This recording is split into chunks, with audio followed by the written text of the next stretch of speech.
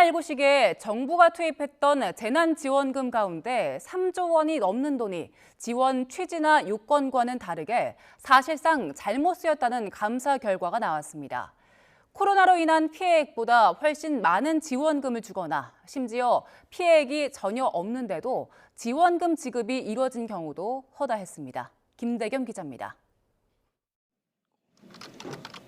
정부는 코로나가 한창이었던 지난 2020년부터 2022년까지 61조 원을 들여 모두 11차례 재난지원금과 손실보상금을 지급했습니다.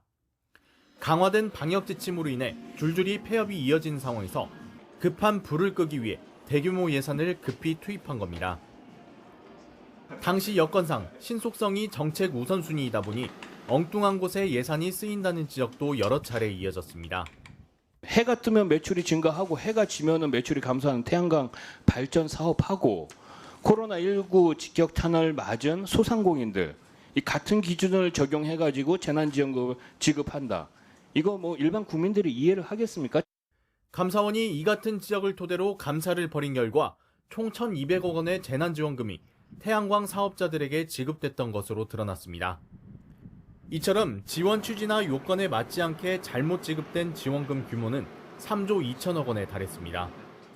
코로나로 피해를 본 소상공인을 돕는다는 게 정책 취지였지만 감사 결과 매출액 감소가 없거나 오히려 매출이 증가했어도 묻지마식 지원이 이뤄진 것으로 확인됐습니다. 이처럼 피해가 객관적으로 확인되지 않은 이들에게도 총 3천억 원의 지원금이 돌아갔습니다. 지원금 상한을 둔 미국과 일본과는 달리 매출액이 단 1원이라도 감소하면 피해 규모보다 훨씬 큰 금액을 지원해 준 것 역시 문제로 지적됐습니다. 실제 3년간 매출액이 300만 원대에 불과했던 한 태양광 업자는 단 27만 원의 매출액 감소로 1,340만 원의 재난지원금을 받아가기도 했습니다. 이 가운데 300여 개 사업자는 법까지 어겨가며 총 21억 원의 재난지원금을 부당하게 타낸 사실도 드러났습니다. 방역조치 이행 확인서를 이미지 편집 프로그램을 이용하여 위변조하는 등의 방법으로 6천여만 원의 재난지원금을 부당하게 편취하기도 하였습니다. 감사원은 전례 없던 사회적 재난이란 당시 여건 등을 고려해 관계부처의 책임을 묻는 대신 정책 참고자료 등 목적으로 이번 감사 결과를 통보했습니다.